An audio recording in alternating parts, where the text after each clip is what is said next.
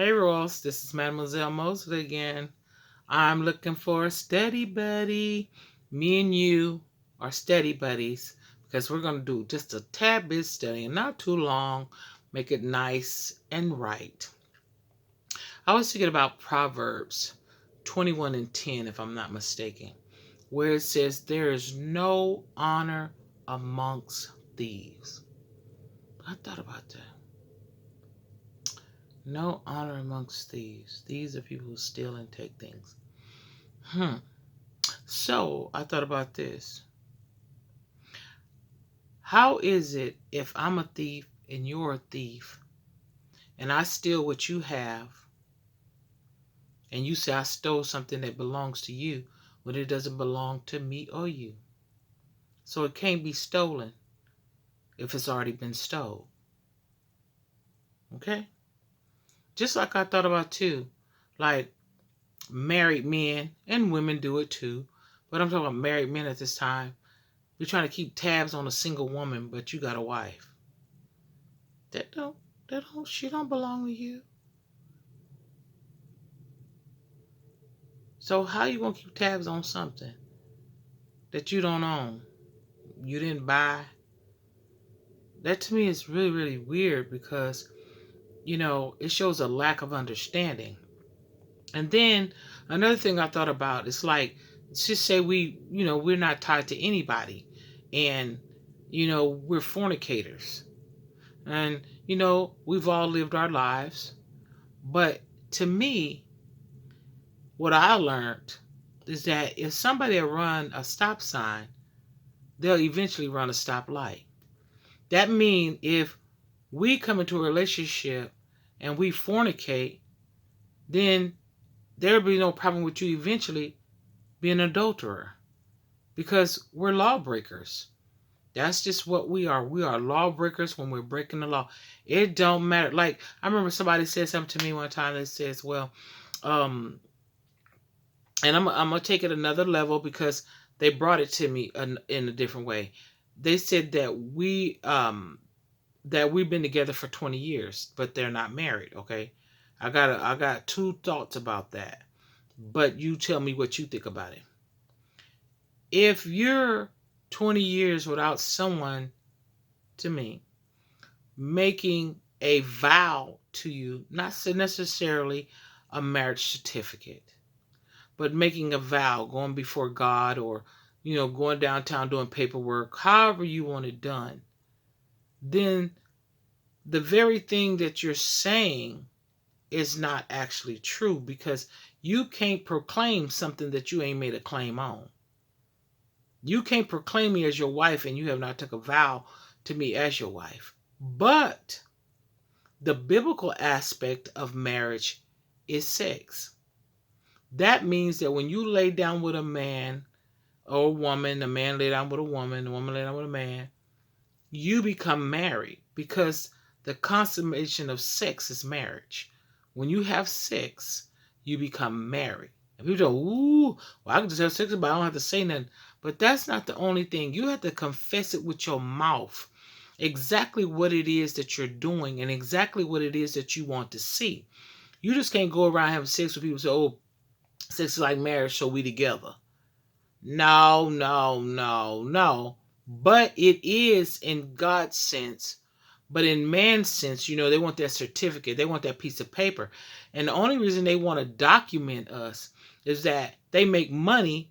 If we decide to divorce, they make money off of what we have certified under the state of wherever we at.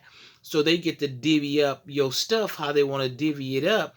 Then you pay some lawyers $7,000, $10,000, $20,000 to separate you, you know what I'm saying, which they had nothing to do with you coming together. So if you want to go and do paperwork, with a lawyer, that'd be just as good. But the simple fact of the matter, the real true marriage aspect is when we come together sexually. That's why God says sex is only for marriage because it makes you one. No, he's not saying that you can't. Well, he is saying don't go out and have sex with other people without being, married. But the thing about it is most people don't understand that you become married once you have sex.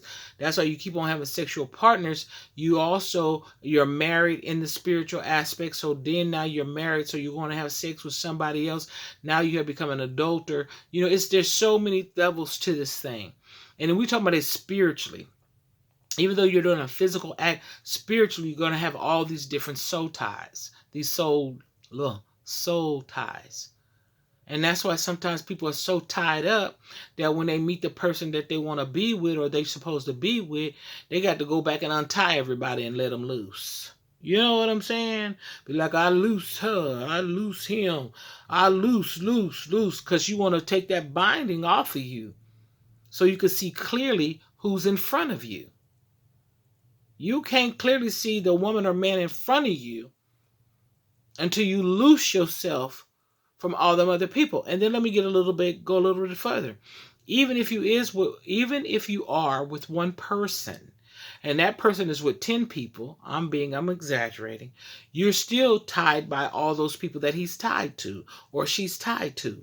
So that's why you're so tied up that you can't get loose. You know what I'm saying? That's what I need to think about that. This is not just, the physical aspect of this world. Spiritually, so many people are bound and they can't loose themselves up because they don't even realize they tied up. How can you loose yourself from something and you don't even know you tied? And you're wondering why you can't get where you need to be, do the goals you need to go. You heavy. You know what I'm saying? You heavy with spiritually, you heavy. And sometimes in our lives, the devil sends spiritual assassins. Spirits to assassinate our character, assassinate our goals, to assassinate, everything that God has put in us to do. But God has sent an infiltrator. He infiltrated all the assassins' plans. And he gave us a way out. Jesus. He gave us a way out. So think about what you're doing in your life. Understand what it is that you're doing when you're having sex with somebody. I know you have sex, you get an orgasm, you feel better, you release some pressure. But as you release that pressure, you release the pressure. Yeah, you let it out. But as you let that spirit of pressure out of you, there's another spirit coming in you. Every time you release that pressure, ooh, she look good, she about to come. Ooh, let me release this pressure. Yeah, you release the pressure, but you also let something in. Same thing with women. It ain't just men that get these spirits inside of them. Yeah, you doing it for money, and then you get to the point where you're like, when I'm gonna find my husband?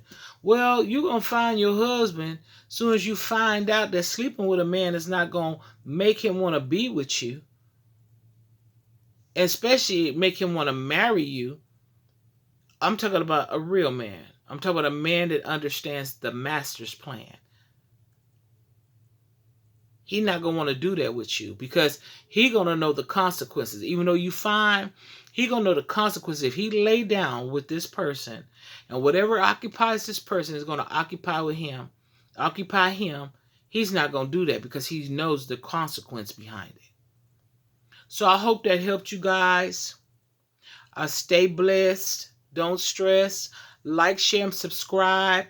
But until next time, get it before it gets you. I'm out.